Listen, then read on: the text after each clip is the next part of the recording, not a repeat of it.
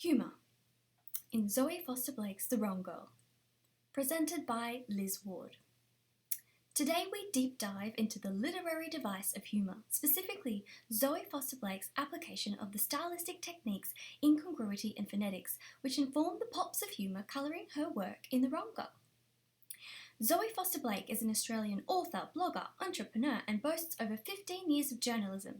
She has published 4 women's fiction novels, 3 non-fiction titles and 1 children's picture book entitled Nobody Likes a Fart, which won the ABIA Children's Picture Book of the Year in 2018 because clearly farts are the new black. The Wrong Girl was first published by Penguin Group Australia in 2014 and dedicated to whoever it was that invented peanut butter. It is an upbeat women's fiction novel that makes light of life's little incongruencies and in doing so shows us how to see the beauty in our own imperfect lives. This story follows Lily Woodward, a segment producer of a morning TV show who at 29.9 years of age is still clumsily figuring out how to become a real grown-up. So, we know that humour is the quality of an emotional and cognitive experience that results in amusement and, if we're lucky, laughter. But that experience is just the tip of the iceberg. Today, I want to dissect what's happening underneath the surface. Because it is generally agreed that humour is the hardest thing to write.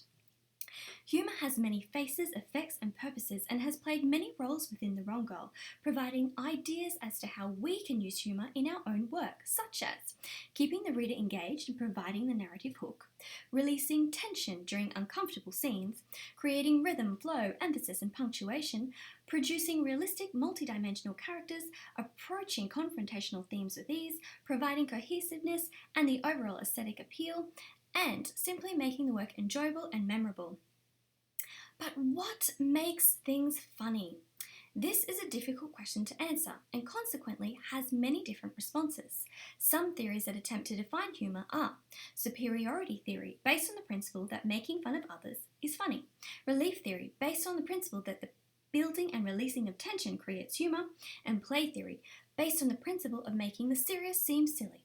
All of these can be found in The Wrong Girl, but I want to focus more specifically on incongruity theory. So let's take a look at that now. The incongruity theory dates back to the philosophers such as Immanuel Kant, Arthur Schopenhauer and Francis Hutcheson, and is currently the more popular of humour theories, founded on the notion that humour arises when audience expectations are dashed. Another theory that sits under this umbrella is the benign violation theory, developed by researchers Peter McGraw and Caleb Warren. This is the view that humour arises from non-threatening violations of societal norms. Take, for example, the amusement these gigantic lips provide when detached from any face and floating in the ocean. Extensive examples of this kind of incongruity can be found throughout The Wrong Girl. And I have characterised my findings into 4 groups: linguistically, situationally, characteristically, and everythingly. My list is of course a linguistic violation in itself and a wink to the excerpt from the book. Furthermore, the closer you are to a mild violation, the funnier it becomes. Take, for example, the same pair of lips at a greater distance, or closer up. The opposite is said of the extreme violation. The closer it is, the less humorous and more ominous, threatening, or perhaps personal it becomes. This distance can be of time, geography, and relationships. Let's take a look now at the violations of language and dive into our first excerpts from The Wrong Girl. Hey, what's the Geoffrey Rush? Pete exclaimed. Lily realised that there was a cat in the room that was no longer in its bag. So what we have here is twisted cliché and mixed metaphor, the incongruence of the celebrity name inserted within the cliché what's a rush, or the jumbling together of 2 popular metaphors humorously confounds our expectations. The first case adds a layer of contextuality. Geoffrey Rush, being a slow-speaking and moving 68-year-old man, only adds further conflicting humour when paired with the idea of rushing. In the second example, both metaphors retain their meaning, and the combination is an apt way of describing this particular scene where Lily accidentally tells her housemate of her secret desire to move out, and they both go on to avoid discussing it.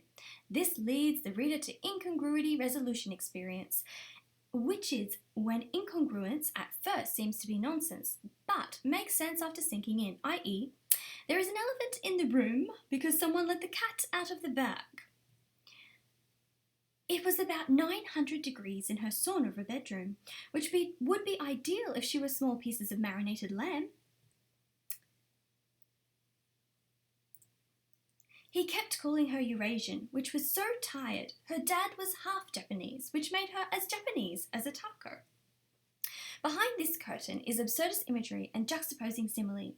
Imagery and simile are usually used to describe things as they are. Here they describe things as they aren't, which is a funny twist. Both examples rely on absurdity, evoking strange images of Lily morphing into food. In the first example, hyperbole is used to set up the punchline and add a layer of irony, because even lamb would not survive to 900 degrees. The humour is also exaggerated in the second instance due to the juxtaposing of two opposing images, Japanese and taco. Instantly, things felt wrong, physically, emotionally, everythingly. The rule of three, a popular technique in comedy writing. Here, two similar things have been placed together to set up our expectations for what should come next, physically and emotionally. These expectations are then humorously dashed by adding everythingly, something that doesn't belong in the sequence or grammatically in any sentence. One of these things is not like the other. Next up we have situational or social violations. You've got something on your shoe. Lily stopped dead, registering the voice, and looked at her shoe, which was indeed giving a free ride to a long piece of wax paper. She bent down and ripped it off, chucking it aside before spinning around to face Jack, whom she most definitely did not want to turn around and face. This is the pull back and reveal technique. We start blind with no descriptors of the person speaking, then Lily recognises the voice, and although we are still kept in the dark, our perspective widens. Light tension builds for a sequence of short, sharp action clauses that suspend the unveiling of the mystery voice. Finally, we're told that it's Jack, Lily's crush, facepalm. The tension reaches a climax and is released, and Lily's humiliation reaches a peak, all working together to create situational incongruity and humour of relief. This is also an example of a benign violation close-up. Here we are as close as we can get in terms of distance to the wax paper violation. It's happening to the protagonist, it's happening now, and it's happening here. Furthermore, this is the longest and most descriptive clause in the sequence, humorously causing the reader to pause and take a close look at the incongruency. Finally, we are looking at whole characters as a violation or incongruence.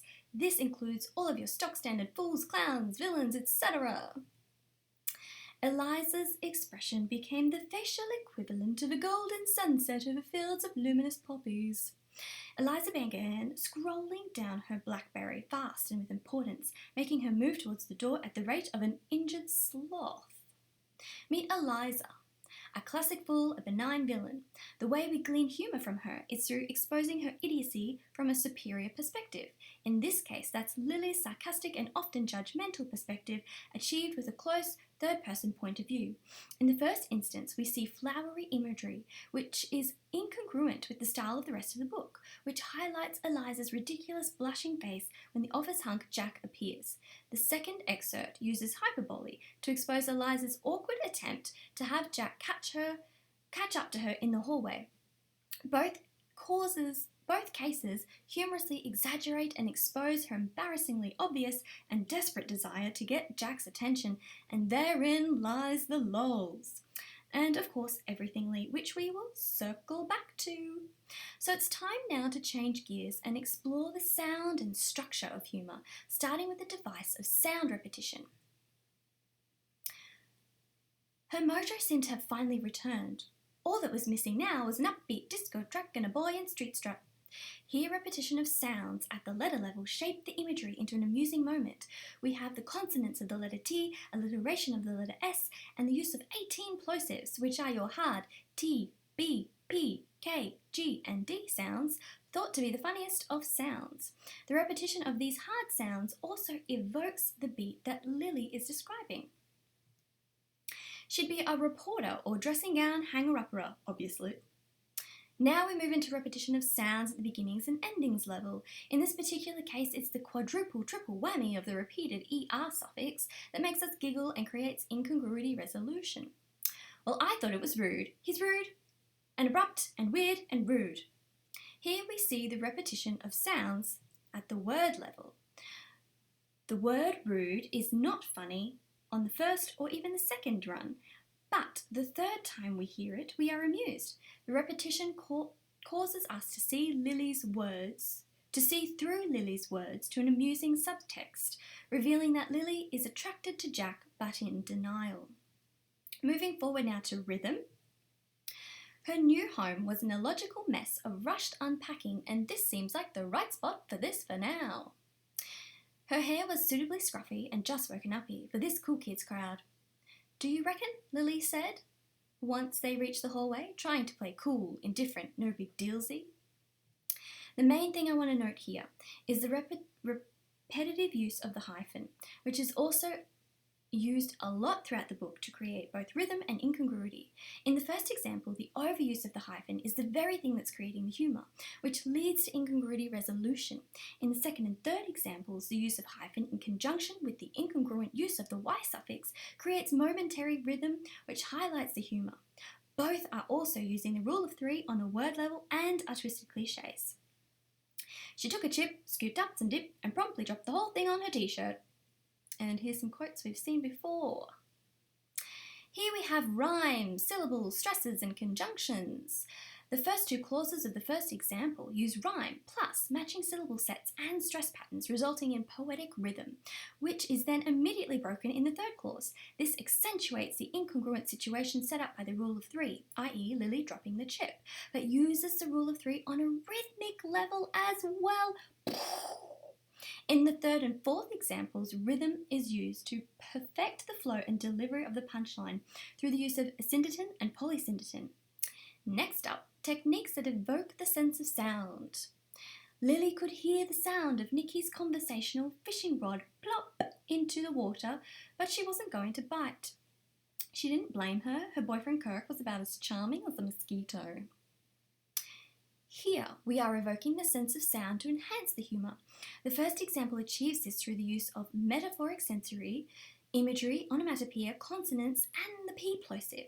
When we hear the plop in our minds from our superior perspective, we just have to laugh. The second example uses sound association and consonants of the letter M.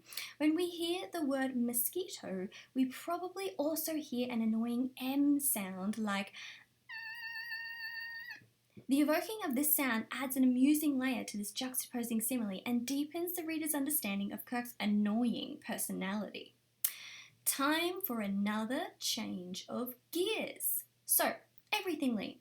This would be what happens when we jam as many techniques as possible into the one line. Let's take a look. Simone sipped on her all-organic, all-biodynamic, made from Buddha's actual DNA tea, the perfect entree to a dinner of prescription drugs. Here we've got alliteration, anaphora, hyphen, repetition, rhythm, followed by a break in rhythm, hyperbolic metaphor, 21 plosives, suffix, repetition, sarcasm, superiority theory, incongruity, resolution theory, play theory, the rule of three, which is followed by a secondary incongruent surprise and irony. Oof, what a doozy that one is. The next few examples I'll be presenting are my own attempts at replicating some of these techniques. Let's see how I went with the first four. Is there anything else you're allergic to? The doctor muttered. Mosquito bites, ant bites, and shark bites, Katie laughed. They were disgusting. All kiss and make uppy and get back togethery? Gross. Katie thought her stomach was training for the Olympic diving team as it triple-trouble somersaulted about. He was all about the happenstance, the freelance romance, and wearing what may as well be your pyjama pants, Katie noted. All right, let's break it down.